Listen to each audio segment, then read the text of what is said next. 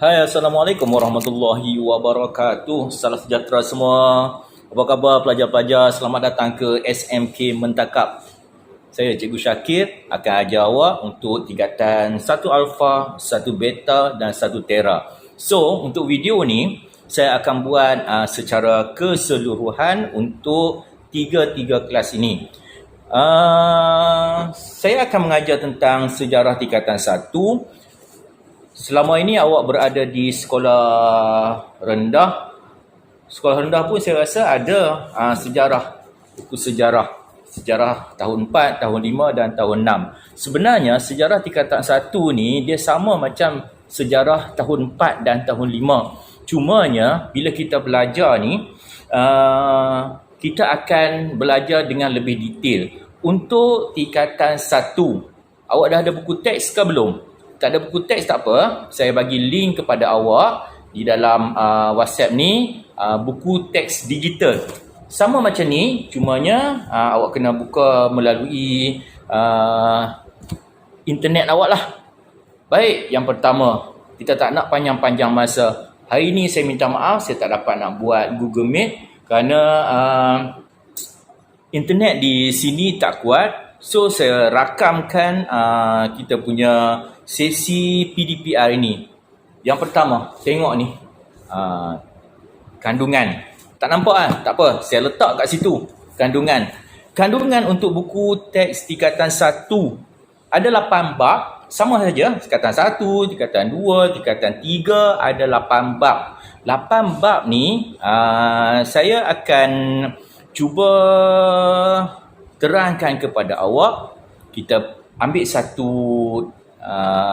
guideline. Setiap bulan kita akan belajar satu bab. So, untuk bab yang pertama ni, kita mula bulan apa ni? Bulan 3 dah hujung dah. Bermaksud hujung bulan 4 nanti kita mesti habis bab yang pertama ni.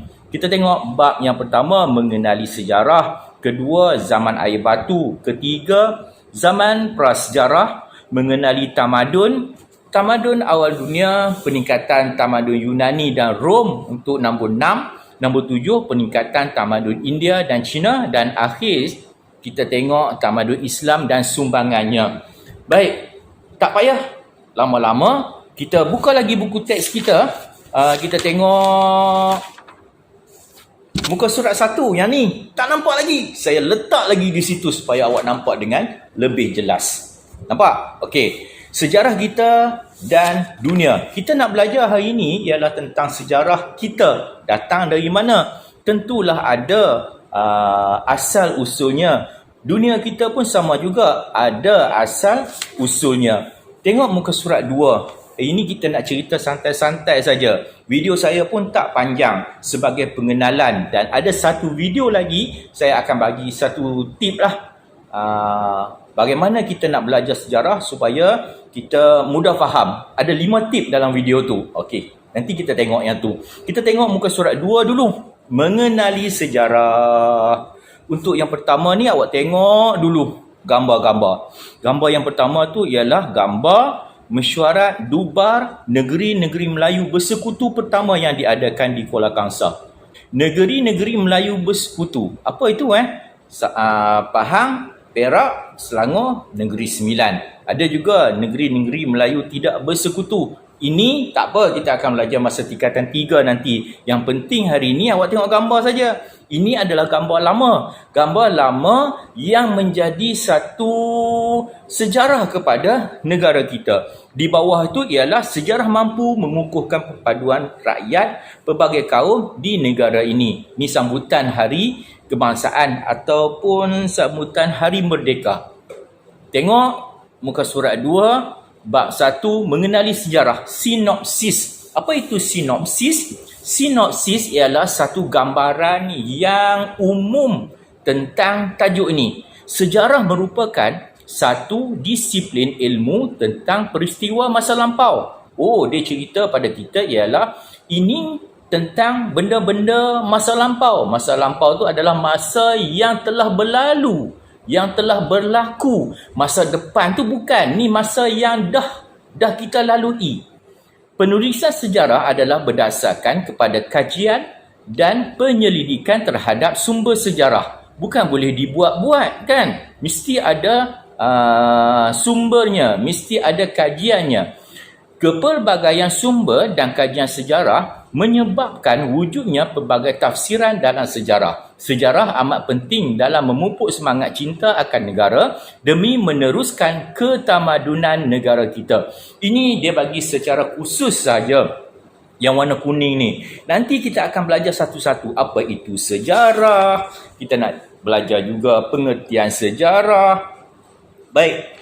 Dah tengok muka surat 2? Dah. Muka surat 3? Dah tengok. Kita nak tengok 1.1. Barulah nak masuk tajuk kita. Pengertian sejarah. Pengenalan. Kita kerap mendengar ungkapan bahawa sejarah membawa banyak iktibar kepada kita. Apakah yang dimaksudkan dengan sejarah? Bagaimanakah kita mengukur masa silam dalam sejarah? Bagaimana pula kita dapat mengetahui sejarah lampau sesuatu masyarakat dan negara? Apabila mengetahui sesuatu peristiwa masa lampau, mengapa masih wujud pelbagai tafsiran mengenainya? Semua persoalan ini akan kita jawab dalam bab ini. Sebab tu kena belajar sejarah. Kalau tidak, orang tanya kita, tak tahu nak jawab. Okey? Kita tengok apakah maksud sejarah. Ini jelas dia bagi dalam buku kita muka surat 4. Dalam bahasa Melayu. Sejarah tu apa? Sejarah tu apa? Okey, dalam bahasa Melayu, sejarah ialah istilah yang berasal dari perkataan Arab. Banyak perkataan-perkataan bahasa Melayu datangnya dari perkataan Arab. Contohnya amin, bersyukur. Itu semua perkataan-perkataan bahasa Arab. Okey, kita balik kepada apakah pengertian sejarah. Dalam bahasa Melayu, sejarah berasal dari perkataan Arab iaitu syajaratun. Syajaratun ni maksud dia pokok, yang bererti pokok. Okey, sejarah juga dikaitkan dengan salasilah, riwayat, keturunan, asal usul. Yang penting sekarang ni dalam bahasa Melayu, dia berasal dari perkataan bahasa Arab iaitu syajaratun, pokok. Nombor 2. Ada satu kamus, nama dia Kamus Dewan.